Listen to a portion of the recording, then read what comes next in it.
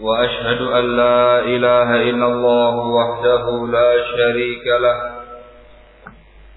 وأشهد أن محمدا عبده ورسوله يا أيها الذين آمنوا اتقوا الله حق تقاته ولا تموتن إلا وأنتم مسلمون يا أيها الناس اتقوا ربكم الذي خلقكم من نفس واحدة وخلق منها زوجها وبث منهما رجالا كثيرا ونساء واتقوا الله الذي تساءلون به والأرحام إن الله كان عليكم رقيبا يا أيها الذين آمنوا اتقوا الله وقولوا قولا سديدا يصلح لكم أعمالكم ويغفر لكم ذنوبكم ومن يطع الله ورسوله فقد فاز فوزا عظيما أما بعد فإن أصدق الحديث كتاب الله وخير الهدي هدي محمد صلى الله عليه وعلى آله وسلم وشر الأمور محدثاتها وكل محدثة بدعة وكل بدعة ضلالة وكل ضلالة في النار أيها الناس Allah, kita telah menyelesaikan kitab Taharah, kitab masalah bersuci dari kitab Umdatul Ahkam, menjelaskan tentang beberapa bab-bab taharah. Yang terakhir ialah pembahasan babul haid. Kita sekarang masuk pada pembahasan kitab yang kedua, yaitu Kitabus Shalah, kitab tentang masalah sholat. Dan yang dibahas dalam Kitabus Shalah ini tidak hanya tata cara atau sifat sholat Nabi alaihi salatu wassalam, namun dibahas dalam pembahasan Kitabus Shalah ini semua pembahasan yang berkaitan dengan masalah sholat, dari mulai masalah mengetahui waktu sholat, babul mawaqit, kemudian pembahasan tentang masalah azan, kemudian pembahasan tentang masalah wajibnya berjamaah, kemudian pembahasan tentang masalah keimaman, pembahasan masalah shaf, pembahasan masalah tata cara sholatnya, dan pembahasan tentang sholat-sholat lain yang disinggung dalam Kitabus Shalah, sehingga cakupannya cukup luas. As-shalah, kalimat sholat secara bahasa mengandung makna ad-du'a.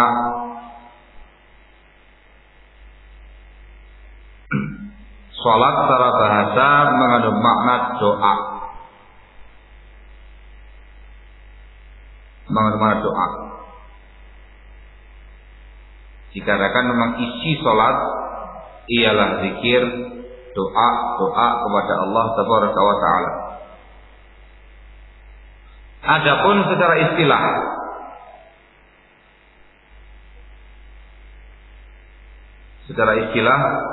salat itu ialah sebuah ungkapan tentang gerakan-gerakan salat yang ma'ruf, ungkapan tentang gerakan-gerakan salat yang ma'ruf, yang diketahui, yang dicontohkan dalam syariat.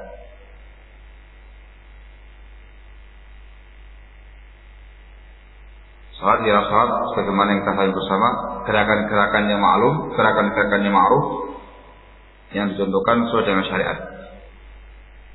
Kalimat salat ketika disebutkan secara mutlak salat, maka yang dimaksudkan ialah salat dengan makna syar'i, bukan sholat dengan makna bahasa.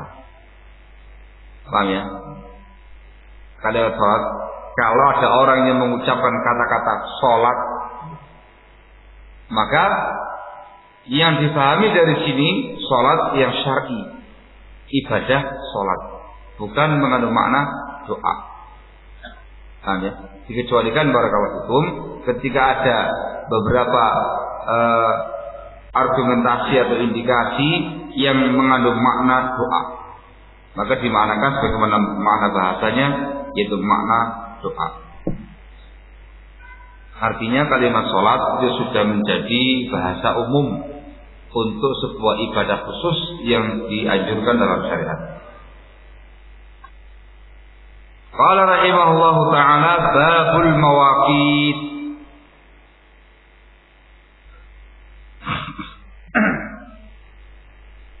Bab mawaqit. Mawaqit itu bentuk jamak dari kata-kata miqat. Mawaqit itu bentuk jamak dari kata-kata miqat.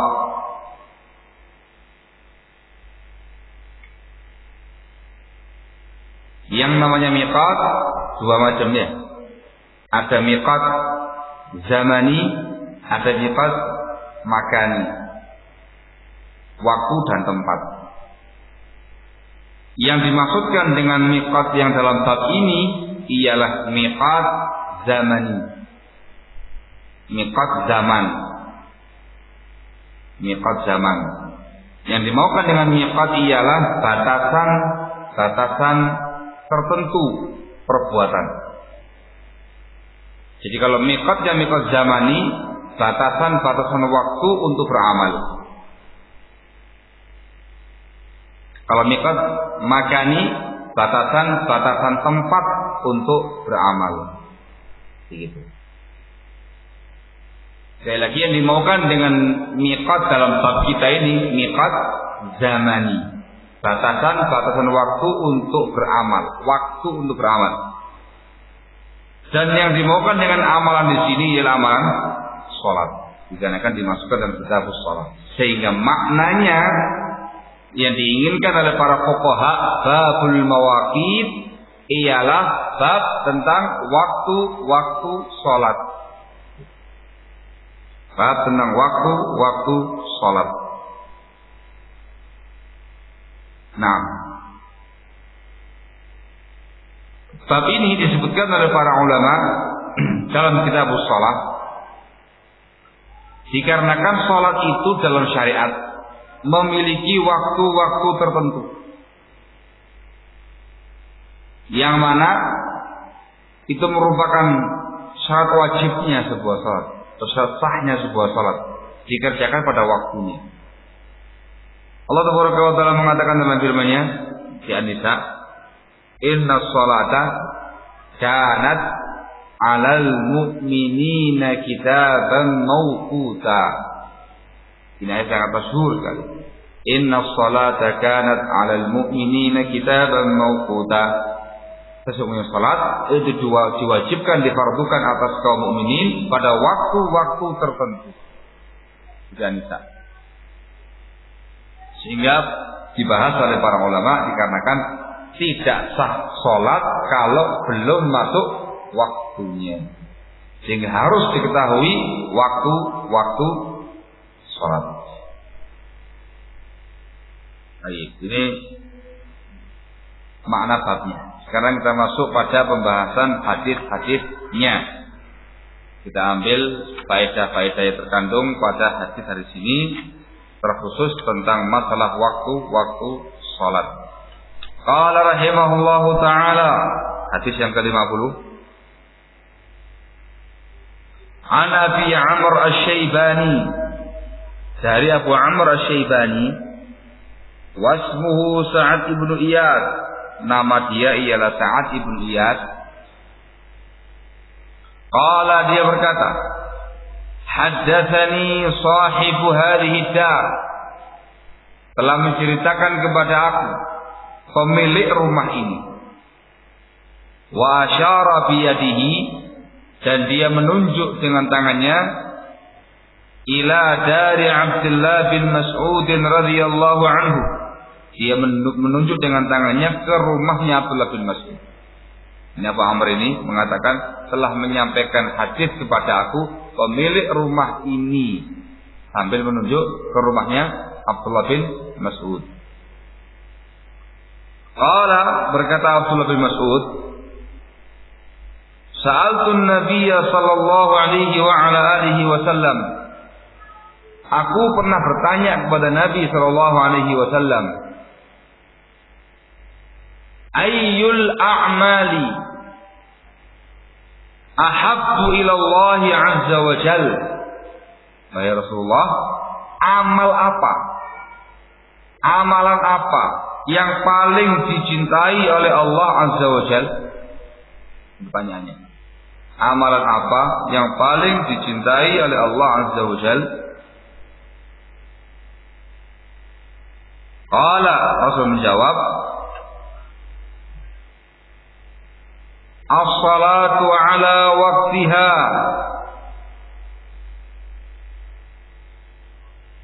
Salat pada waktunya. Ini amal yang paling Allah cintai. Salat pada waktunya. Ini berkaitan dengan haknya Allah. Qultu, saya bertanya lagi, tsumma ayyu? Kemudian amal apa lagi ya Rasulullah?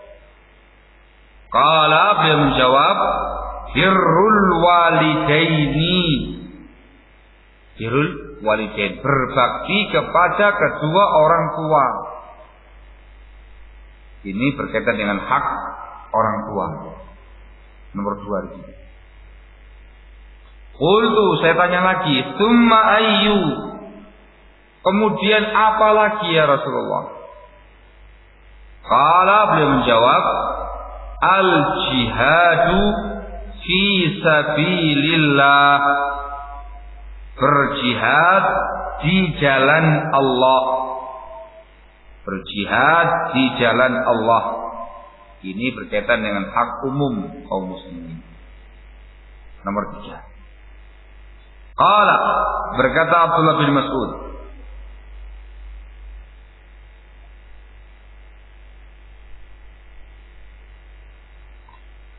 haddatsani bihinna Rasulullah sallallahu alaihi wa ala alihi wasallam, telah menyampaikan kepada aku hal-hal di atas.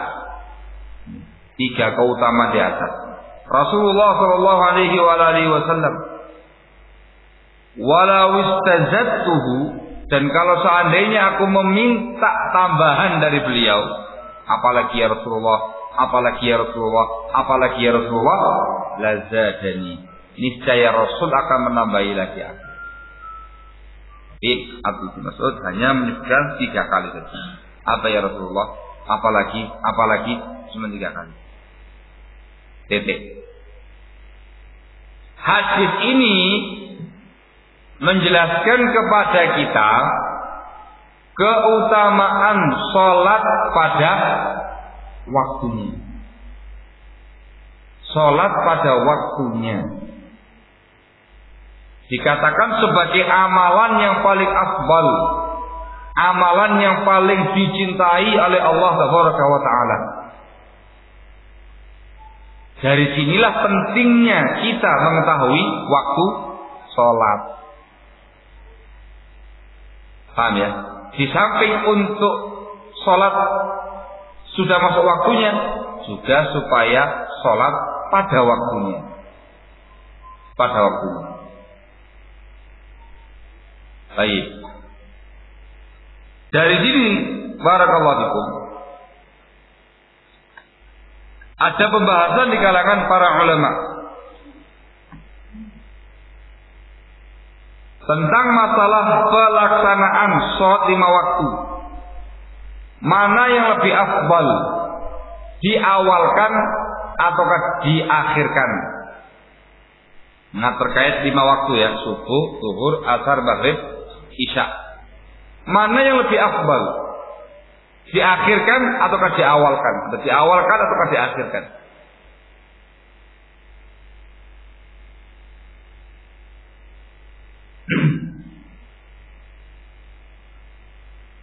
Terkait dengan salat subuh. Terkait dengan salat subuh sekarang. Mereka semuanya menyatakan salat subuh di awal waktu. Nanti akan dibawakan masing-masing riwayat ya, misalnya berapa dulu. Subuh di awal waktu.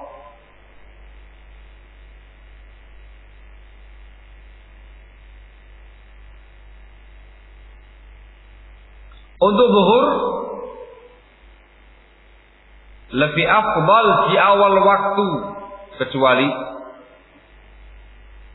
lebih afdal di awal waktu kecuali ketika panas yang sangat terik. Ketika panas yang sangat terik, yang sangat menyengat, maka ditunda. Untuk asar lebih afdal menyegerakan sholat asar, dikerjakan di awal waktu.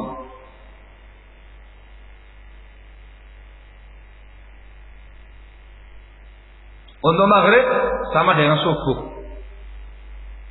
Para ulama sepakat maghrib dikerjakan di awal waktu. Adapun untuk isya lebih afdal di akhir waktu bila tidak memberatkan. Untuk isya lebih afdal di akhir waktu bila tidak memberatkan. Ini semuanya ringkasan dari sekian banyak hadis yang menjelaskan tentang masalah pelaksanaan salat lima waktu. Maka tatkala kita melaksanakan ibadah salat tadi sesuai dengan waktu-waktu yang afdal, itu masuk pada kalimat as-salatu ala waqtiha. Salat pada waktunya. Tidak mesti di awal. Tidak mesti di awal. Tergantung mana yang lebih afdal sesuai dengan sunnah Rasul. Dari uraian sebelumnya bisa kita bikin sebuah kalimat yang kesimpulan begitu terkait dengan masalah waktu salat. Ringkasnya, untuk salat yang 5 waktu ini semuanya lebih afdal dilakukan di awal waktu, kecuali zuhur ketika panas yang sangat terik, kecuali isya bila tidak memberatkan. Itu kalimat kesimpulan ini. Lebih mudah untuk memahami. Saya lagi, untuk sholat 5 waktu lebih afdal dikerjakan di awal waktu, kecuali zuhur ketika panas yang sangat menyengat ditunda, dan isya bila tidak memberatkan. Nah, barakallahu.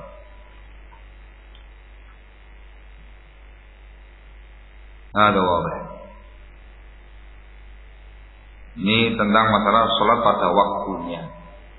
Pada waktunya, keutamanya sangat besar. Kemudian di sini disebutkan faedah yang lain terkait dengan amalan-amalan yang paling dicintai oleh Allah Taala. Disebutkan di sini setelah sholat ialah birrul walidain, berbakti kepada kedua orang tua. Yang ketiga, jihad fi sabilillah. Dengan riwayat ini diambil faedah oleh para ulama, hak orang tua itu lebih besar dibandingkan dengan hak semua orang. Hak kedua orang tua itu lebih besar dibandingkan dengan hak semua orang. Hak semua orang. Sebab di sini bukan nomor 2. Setelah haknya Allah, setelah pada waktunya, yang kedua langsung haknya kedua orang tua. birrul walidain. Barakallahu. Lebih besar mana haknya Rasul atau haknya orang tua? Masya Allah. Ya. Lebih besar mana haknya Rasulullah ataukah haknya orang tua?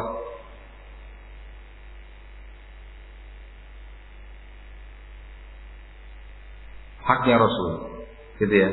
Allah ya. Tapi di sini nggak disebutkan. Yang disebutkan cuma as-salatu ala waqtiha, salat pada waktunya. Ini kan haknya Allah ya. Yang kedua, birrul walidain, haknya orang tua. Yang ketiga, jihad fisabilillah itu hak secara umum kaum muslimin. Haknya Rasul sebelah mana? Nah, haknya Rasul sebelah mana? Tapi yakin ya, hak Rasul lebih utama dulu. Yang sebelah mananya nggak tahu. Nggak tahu. Masya Allah. Masih. Ya. Lebih besar mana haknya Rasul ataukah haknya orang tua? Haknya Rasul. Nah, terus sebelah mana sekarang haknya Rasul ini?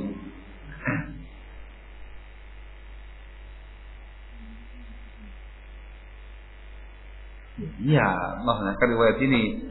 Gitu loh ya, kan dalam riwayat ini kan penyebutan 3 amalan. Amal yang pertama itu terkait dengan haknya Allah, salat pada waktunya. Amal yang kedua terkait dengan haknya orang tua, birrul walidain. Amal yang ketiga hak secara umum kaum muslimin, jihad fisabilillah. Jadi Anda mengatakan haknya Rasul lebih afdal daripada haknya orang tua. Sekarang di amal yang sebelah mana? Enggak disebutkan di sini.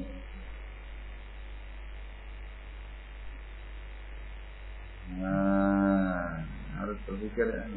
Bisa? Itu bisa?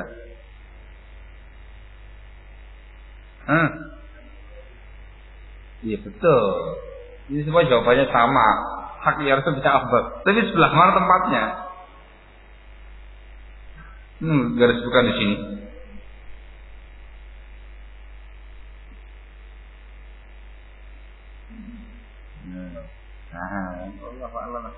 Wallahu a'lam. Wallahu a'lam. Mau jangan Pak. Terus gimana?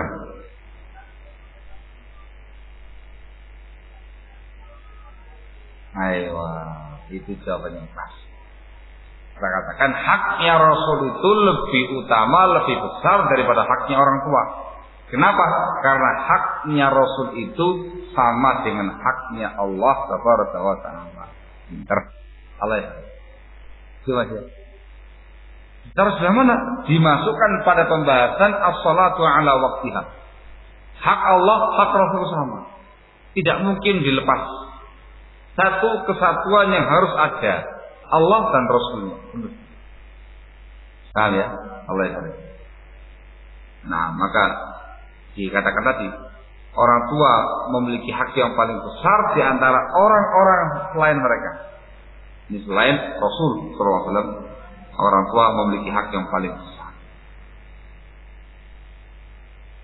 Dari sini pula diambil faedah oleh para ulama, amalan berbakti kepada orang tua itu lebih afdal daripada berjihad fisabilillah. Kenapa demikian? Dalam riwayat ini birrul walidain nomor 2, jihad nomor berapa? Nomor 3 di bawahnya. Menunjukkan yang namanya birrul walidain, berbakti kepada kedua orang tua itu lebih afdal daripada berjihad fisabilillah. Namun di sini ada perincian, yaitu terkait dengan masalah hukum jihadnya. Jihad itu hukum asalnya ialah fardu kifayah dan bisa menjadi fardu ain dalam beberapa kondisi.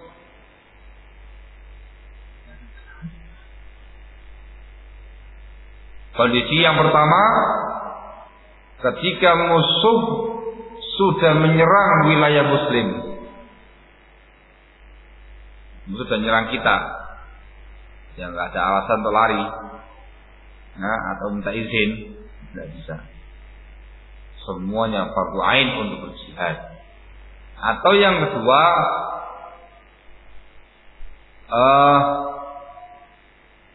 pasukan khusus yang ditunjuk pemerintah. Pemerintah menunjuk orang khusus, pelan perang. Maka yang ditunjuk itu fardu ain atas dia. Yang ketiga, apabila penguasa meminta seluruh masyarakat terjun dalam jihad. Paham ini? Ini tiga kondisi. Semuanya berkaitan dengan penguasa. Tapi perinciannya, kalau jihadnya itu fardu kifayah, jihad yang fardu kifayah, maka birrul walidain lebih afdal. Tetapi kalau jihadnya sudah sampai tingkatan fardu ain, kalau jihadnya sudah sampai fardu ain, maka jihad yang fardu ain lebih afdal daripada birrul walidain. Kenapa? Kalau birrul walidain itu terkait dengan dua orang saja. Sementara jihad yang fardu ain itu memiliki kemanfaatannya dirasakan oleh semua kaum muslimin. Jadi kemanfaatannya lebih besar. Ini pendapat yang sahih, merupakan pendapat jumhur ulama, pendapat mayoritas ulama. Sehingga kalau tanya mana yang lebih afdal, berbakti kepada orang tua atau berjihad, jawabannya dirinci. Kalau jihadnya fardu kifayah, maka berbakti orang tua lebih afdal. Tapi kalau jihadnya fardu ain, jihadnya lebih afdal.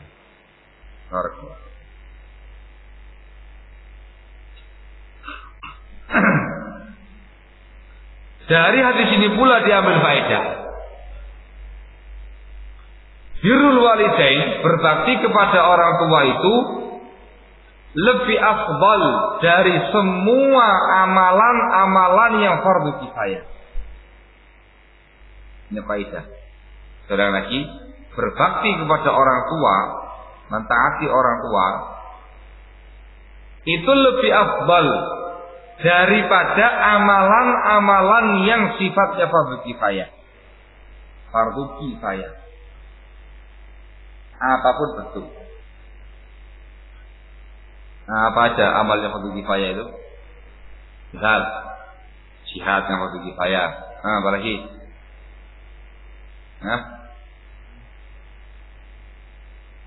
Salat jenazah atau mengurus jenazah. Mengkafani fardu kifayah, memandikan fardu kifayah, mensolatkan fardu kifayah, mengantar sampai kubur juga fardu kifayah. Apalagi berdakwah kepada Allah Taala amar ma'ruf nahi munkar, fardu kifayah. Azan fardu kifayah. Apalagi dan yang lain-lain. Birrul walidain itu lebih afdal daripada itu semua. Dari sini ketika ada pertentangan begitu antara mentaati orang tua, berbakti kepada orang tua dengan amal-amal yang sifatnya fardu kifayah tadi, yang nggak mungkin dikerjakan dua-duanya, mendahulukan orang. Paham ya? Misalkan Zubair sang dai kita ini diutus jadi dai di Irian Jaya. Misal saya, ditunjuk Zubair berangkat sana ke Irian Jaya membutuhkan dakwah ilallah. Zubair mesti punya orang tua. Dalam kondisi yang demikian, Zubair wajib untuk meminta izin kepada orang tuanya. Ini saya diminta untuk berdakwah ilallah di Irian Jaya. Mohon restunya. Ternyata orang tuanya tidak menyetujui. Ojo le. Jangan le. Jangan di Irian Jaya. bapak ibu tidak merestui dan tidak setuju kamu berdakwah. Dakwah besar keutamaannya loh. Amar ma'ruf nahi munkar besar keutamaannya. Segala macamnya itu, apalagi tempat-tempat yang semacam itu membutuhkan dakwah ilallah. Tetap orang tua tidak setuju. Ya apa sampai? Berangkat atau tidak? Zubair. Loh kemana Ber? Dilihat apanya Ber?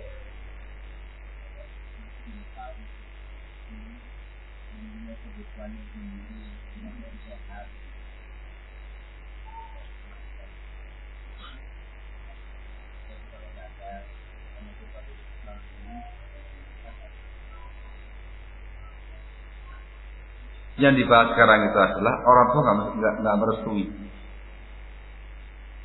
Anggaplah orang tua kamu tuh kaya raya sudah.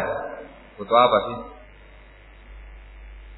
Tapi dia tidak merestui kamu sebagai dai keirian jaya. Ya apa?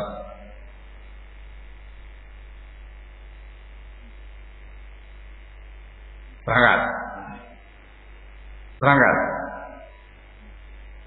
ke Irian, dakwah ke sana. Orang tua kamu nggak merestui.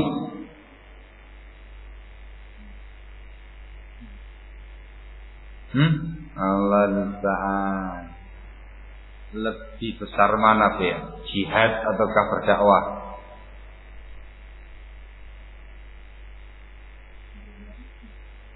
Hah? Ya, ini jihadnya pakai fisik di medan pertempuran.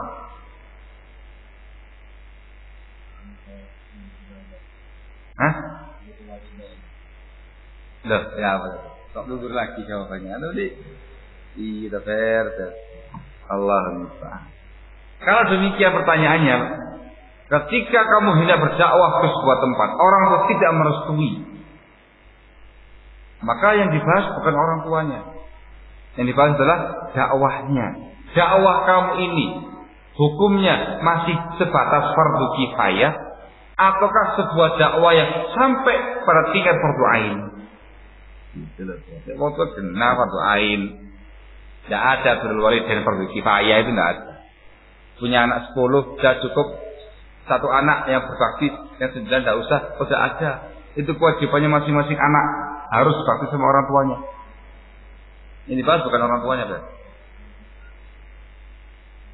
Nah, ini dibahas hukum dakwah. Kalau dakwah yang kamu lancarkan itu masih sebatas fardu kifayah, tidak boleh berangkat sampai orang tua merestui sendiri. Tapi kalau dakwah kamu tadi betul-betul susah sampai tingkat fardu ain, yaitu apabila di tempat tersebut tidak ada yang mampu berdakwah kecuali kamu, fardu ain, maka kamu dahulukan dakwahnya. Kenapa? Dakwah maslahatnya lebih umum daripada orang tua. Sampai ya? Gitu loh, dikarenakan birrul walidain itu lebih afdal daripada amal yang fardu kifayah. Yo, saya ngerti bagaimana besarnya orang tuanya, apalagi yang masih muda-muda di sini. Janganlah, kecamatan. Mau kecamatan kafe lagi. Yang tengah-tengah, yang tengah-tengah. Masya Allah. Antum diminta oleh Yayasan Ar-Royan ini, ada mobil jenazahnya itu. Diminta oleh Yayasan Ar-Royan ini untuk mengurus jenazah seorang ikhwah di sebuah tempat. Dalam keadaan orang tua itu masih ada, antum sama orang tua. Antum pamitan sama orang tua, ditanya mau kemana leh? Saya diminta di Ar-Royan untuk mengurus jenazahnya si fulan. Oh jangan. Ternyata orang tua melarang. Antum lebih mendahulukan mana ini? Mentaati orang tua ataukah berangkat mengurus jenazah si fulan di Ar-Royan itu?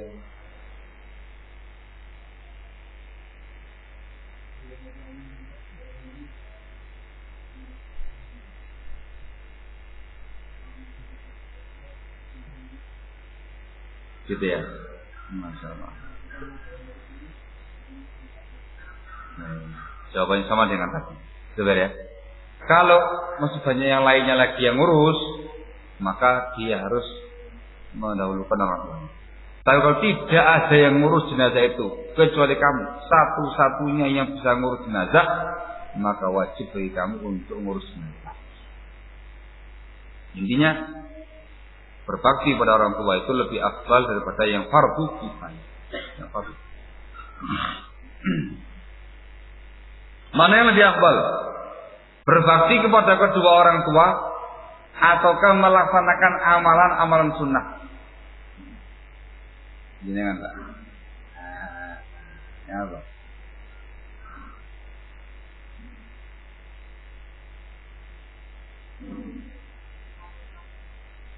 Kenapa?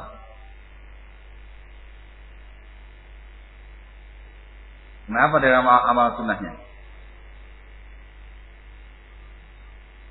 Sampeyan kepingin melaksanakan sholat duha. Sunnah apa nggak sunnah? Sunnah. Sedang melaksanakan sholat duha, dipanggil sama ibu. Jelek. Cepat ini, ibu butuh kamu, cepat. Kamu sedang sholat. Kamu mendahulukan yang mana? Sholat sunnahnya ataukah orang tua? Orang tua? Hah? Nah terus, ya apa sholatnya? Batalkan? Batalkan? Iya. Yang dibahas sekarang sholat sunnah. Yang kita katakan amalan sunnah. Batal? Hah? Batalkan?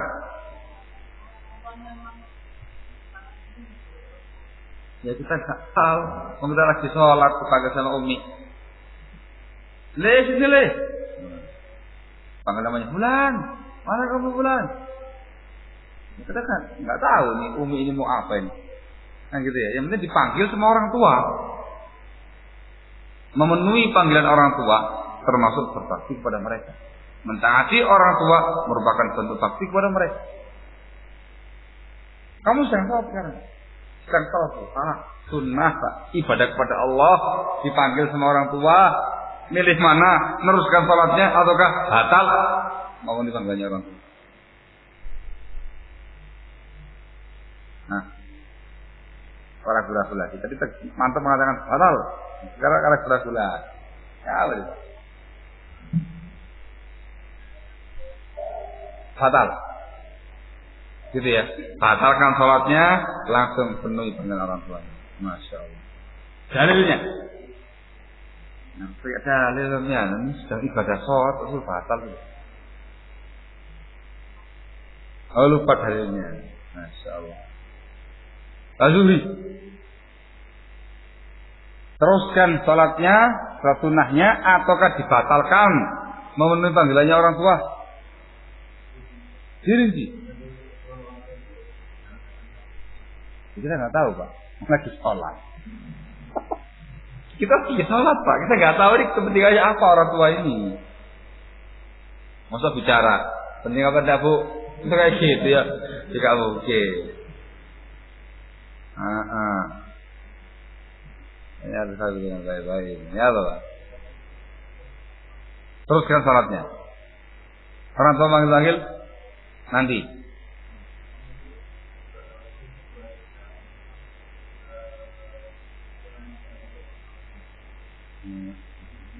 Memang ibadahnya untuk Allah, tapi hukumnya itu hukum sunnah sholat tadi. Wah, jawabannya antum goyang-goyang begini jawabannya. Iya. Batalkan. Langsung memenuhi panggilannya orang tua. Dalilnya. Masya Allah. Jawabannya tentang kisahnya si Juraij. Pernah dengar? Dengar Pak? Pernah dengar kisahnya? Ketika sedang ibadah di tempat ibadahnya itu dipanggil sama ibunya Juraij. Dia ngomong dalam hatinya, ya Allah, sholatku pakai ibuku. Teruskan lagi sholatnya. Dari Juraij sampai 3 kali, sampai ngamuk ibunya. Semoga Allah tidak mematikan kamu sampai engkau memiliki wajah pelacur. Makbul doa itu. Menunjukkan apa? Jadi kata para ulama lebih mendahulukan panggilan orang tua daripada sholat sunnah. Hal yang jelas dari riwayat ini. Tadi kita baca ini. Dalam riwayat ini Rasul menyebutkan birrul walidain nomor 2 setelah haknya Allah. Setelah haknya Allah. Yang ketiga jihad fisabilillah. Amalan jihad yang fardu kifayah saja terkalahkan oleh birrul walidain, apalagi yang sunnah. Kita lagi dengan hadis tentang kisah si Jurayj tadi. Masya Allah. Ini harus dicamkan baik-baik. Ya apa? Sampean baru selesai melaksanakan ibadah sholat zuhur, mau melaksanakan ba'diyah zuhur, mau pakai Allahu Akbar ba'diyah zuhur 2 rakaat, panggil sama bapak, cepet mau beli apa? Mogok le. Cepet sini, dorong. Wis, batal. Nah, baik Pak. Ada apa, Bi? Dorong dulu. Sudah aman, Syafiq beres. Baik lagi. Suatu. Niatkan tatkala engkau membatalkan salat tadi untuk melaksanakan ibadah besar, ibadah berbakti kepada kedua orang. Paham ini? Ini harus baik-baik ini. Saya sengaja saya bawakan ini semua supaya memahami. Ini namanya ahkam birrul walidain. Apalagi ini babi awal. Birrul walidain itu lebih afdal daripada amalan-amalan yang mubah. Jelas tak? Sunnah aja terkalahkan, yang fardu kifayah terkalahkan, apalagi amal yang mubah. Jelas mendahulukan. Wah.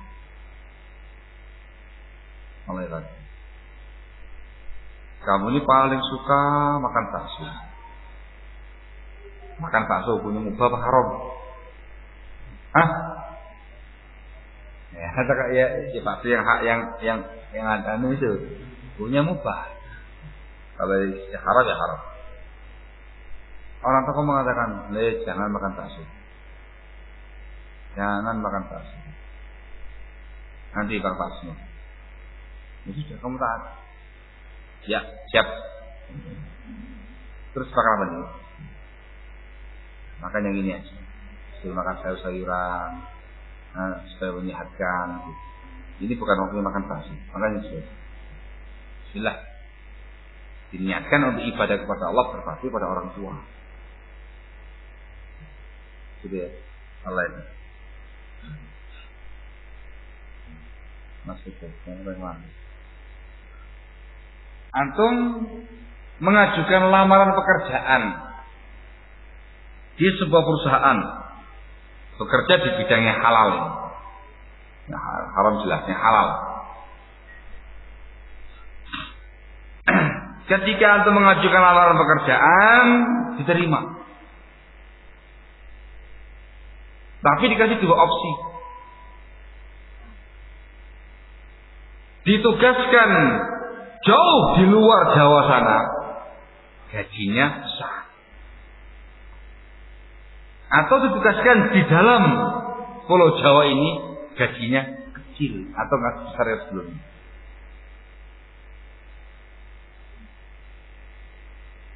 Terus ditugaskan misalkan di mana? Di Sulawesi sana, gaji sebulan bersih 10 juta, bersih 10 juta. Atau ditugaskan di Tuban sana, tapi gajinya bersih cuma 3 juta. Ternyata orang tuanya antum ini lebih senang antum kerja di Tuban. Antum dekat dengan Bojonegoro. Gitu ya? Ayo. Nah, keadaan jiwa kamu tuh menginginkan ya 10 juta itu. Besar gajinya di luar Jawa nggak ada masalah. Tapi orang tua kamu mengatakan, jangan tuh. Saya minta kamu kerja di Tuban saja. Dekat sama orang tua. Mendahulukan yang mana? Yang benar. Yakin ini ngomongnya ini. Yakin ngomongnya. Yakin mendahulukan orang tua. Kerja di Tuban cuma 3 juta gajinya. Yakin ini melepaskan yang 10 juta yang kelihatan di mata itu. Hah? Yakin? Itu di hati yang paling dalam ngomongnya. Hah? Dari hati yang paling dalam ngomongnya itu. Insya Allah gitu ya. Harus menuruti orang tua. Kenapa lupa? Jadi mending suruh milih. Kamu mengajukan lamaran pekerjaan diterima. Satu office saja kamu diterima, ditempatkan di luar Jawa sana dengan gaji yang sangat besar. Minta izin sama orang tua tidak direstui. Nah, bapak dan ibu tidak setuju kamu bekerja di luar Jawa sana. Bapak dan ibu kepingin kamu kerja di sini, tidak jauh dari orang tua. Itu gajinya masa depan cerah. Macam-macam kamu menyampaikan alasan argumentasi kepada orang tua itu, masya Allah gitu. Tetap masa tidak. Abi dan Umi tidak melihat besarnya gaji kamu. Apa dan ibu kepingin kamu dekat dengan orang. Nah, kalau begini gimana? Asalkan pekerjaan dari yang lain atau bagaimana? Orang tua yakin ini. Ya gini membutuhkan modal perasaan lebih besar lagi soalnya ini. Lepas loh ini pekerjaan yang menggiurkan ini. Pekerjaan halal, besar gajinya. Orang yang luar Jawa itu besar gajinya. Karena nggak ada saingan di sana. Hah? Lepas itu. Lillahi ta'ala ini. Ngurus orang tua. Orang tua. Masya Allah. Orang tua. Mudah-mudahan Allah ganti yang lebih baik. Untuk mendapatkan barokah di luar itu. Ini bukan wawasan ya. Ini harus dipraktekkan dalam kehidupan keseharian. Jangan mengatakan orang tua usah dikasih kenyataan demikian. Tak urusi orang tua berangkat gitu aja. Hati-hati. Ketika antum berangkat bekerja di luar Jawa sana, orang tua antum marah dan enggak merestui, tidak ada barokahnya usaha. Tidak ada barokahnya usaha. Jangan memandang banyaknya hasil, tapi keberkahan itu yang penting. Khususnya restu orang tua. Cuman saya pun nanya, apa ada orang tua yang semacam itu? Ada, Pak. Sudah ngerti anaknya itu mendapatkan sebuah usaha pekerjaan yang besar penghasilannya dilarang dengan alasan jauh dari orang tuanya. Ada juga, Pak. Ini orang tua yang kecukupan atau orang tua yang kiri. Oh gitu ya, iya.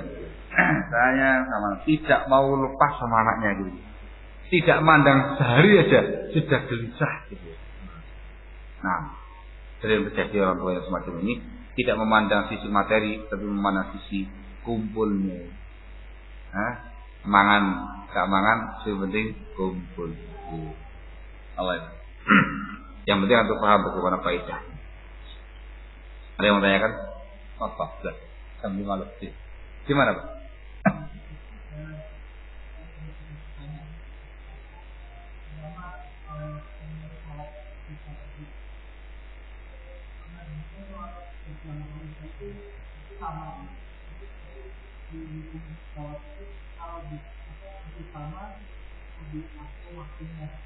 Gila tidak memberatkan.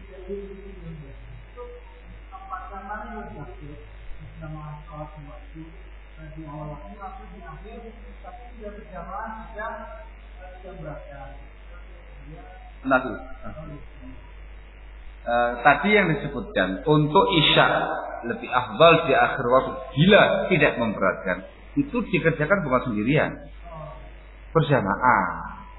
Iya, yang dibahas semuanya berjamaah. Berjamaah di awal waktu ataukah di akhir waktu? Nah, itu untuk isya. Jawabannya lebih afdal di akhir waktu bila tidak memberatkan. Itu artinya Rasul. Beliau pernah mengakhirkan isya sampai tengah malam itu.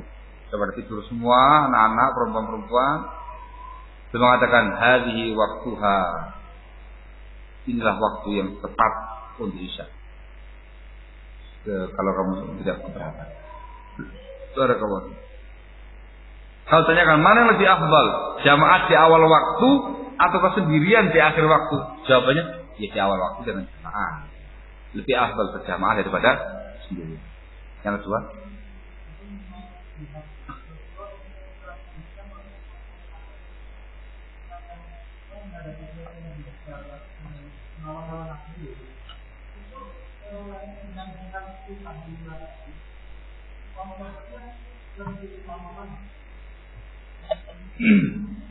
ya.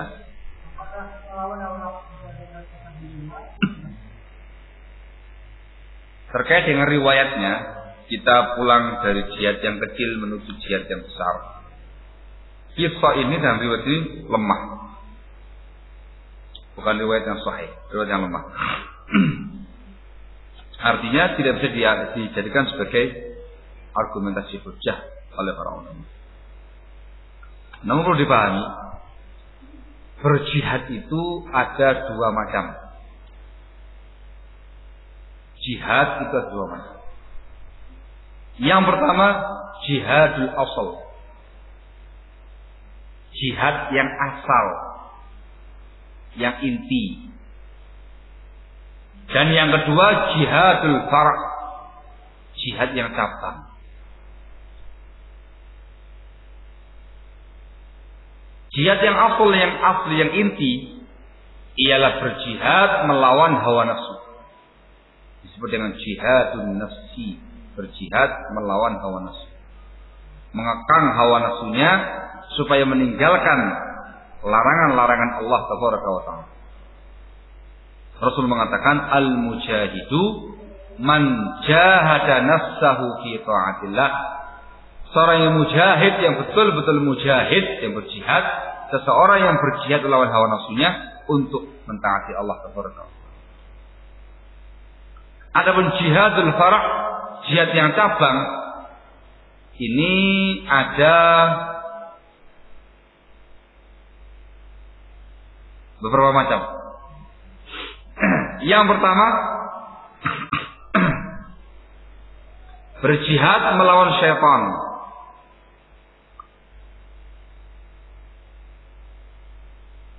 Yang kedua, berjihad melawan kaum munafikin ahli bid'ah.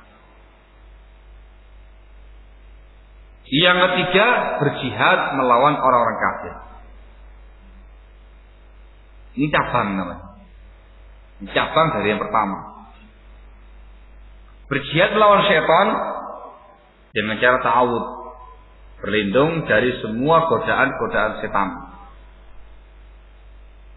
Berjihad melawan ahlul bid'ah menggunakan dalil dan hujjah argumentasi, menjelaskan kepada umat tentang penyimpangan-penyimpangan bid'ah tadi.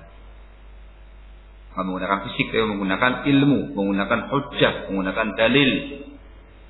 Jihad melawan orang kafir yang ini sekarang, yang dikatakan jihadun fi sabilillah, jihad fisik di front pertempuran jihad.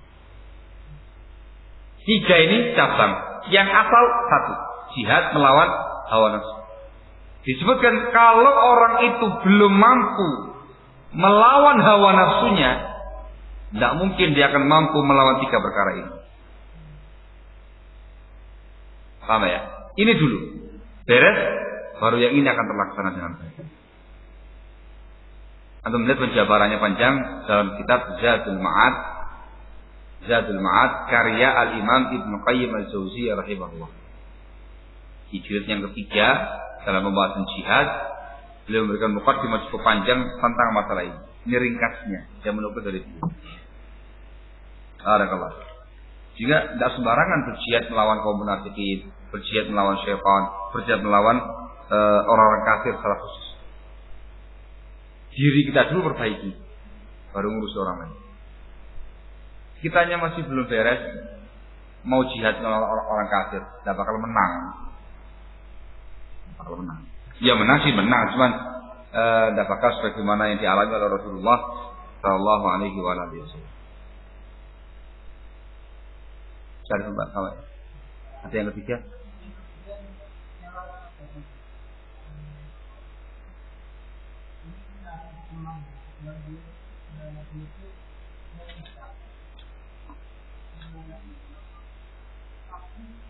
Orang tuanya tidak setuju dengan calon istrinya, masya Allah. Konsepnya bukan dulu atau dinamakan karena menurut itu dari ataukah mengikuti orang jangan janji.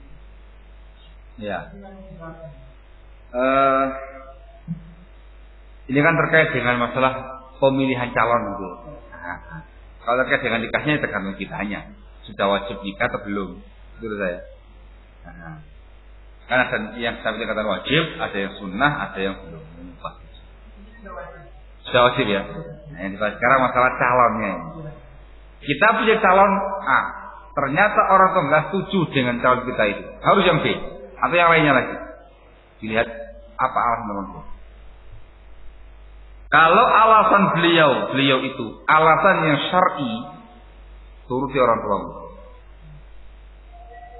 Memang calon kamu itu cantik. Nah, memang dia dari keluarga kaya raya. Memang dia nampak kelihatan sholihah, dan segala macam. Tapi ibu memandang istri kamu ini akhlaknya kurang bagus. Jangan begitu. Peranginya kurang bagus. Terlalu kasar jiwanya. Budi pekertinya kurang halus. Ibu tidak suka. Jangan begitu. Dan memang nggak mengada-ngada. Namanya orang tua itu pendalaman karakter itu lebih tinggi daripada kita. Gitu lah ya. Kalau itu alasannya, iya. Kamu katakan boleh. Nggak jadian. Syar'i. Dikarenakan terkait dengan masa pembahasan masalah. Apalagi mengatakan, memang dia cantik, memang dia itu orang kaya, tapi agamanya betul. Dia nggak ngerti sholat, nggak ngerti apa, lalu gini. Jangan sama dia. Bagus, syar'i. Tapi kalau sebaliknya, ibu dah suka sama calon kamu itu, kerjaannya sholat, orang punya senangnya pengajian semacam itu, jangan-jangan ikut pengajian apa itu? Semacamnya itu ya. Ibu paling tidak suka dengan perempuan yang berjilbab. Itu semuanya bukan alasannya nggak sesuai dengan syar'i. Dalam bab yang semacam ini nggak ditaati. Kita memberikan masukan dahulu kepada orang tua. Bu, yang penting itu solehahnya, ini. Perjuangan untuk mendapatkan cinta itu panjang. Jangan mengatakan, waduh orang tua saya begini, udahlah, yang lain aja lah, rendah. Kalau nanti sudah cocok dengan dia, ada soleh, ada bagus, orang tua nggak setuju, itu perjuangan. Perjuangan untuk mendapatkan cinta. Antum harus berusaha meyakinkan orang tua tadi. Yakin-yakinnya supaya mantap, setuju, jangan. Tidak kemudian langsung tidak ngurusi orang tua, tidak syar'i, langsung aja nikah orang tua dibiarkan, jangan yang saya katakan sama antum, jangan sampai antum menikah dalam keadaan orang tua tidak mengerti. Terlalu berat bagi antum nanti di kemudian hari. Ya, ketika belum merestui, maka diupayakan negosiasi, pendekatan, kalau gimana caranya supaya dia memahami. Itu ya. Allah ya.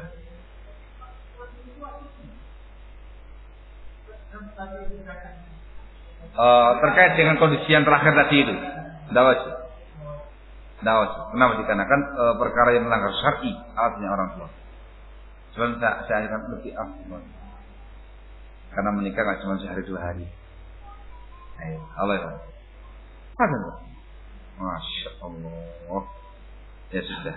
Ini mukadimah pembahasan bermuwafid. Insyaallah pada pertemuan yang berikutnya kita lebih lanjut tentang masalah waktu sholat. Wallahu a'lam. Subhanallah. Alhamdulillah. Asyhadu an la ilaha illa anta astaghfiruka wa atubu ilaik.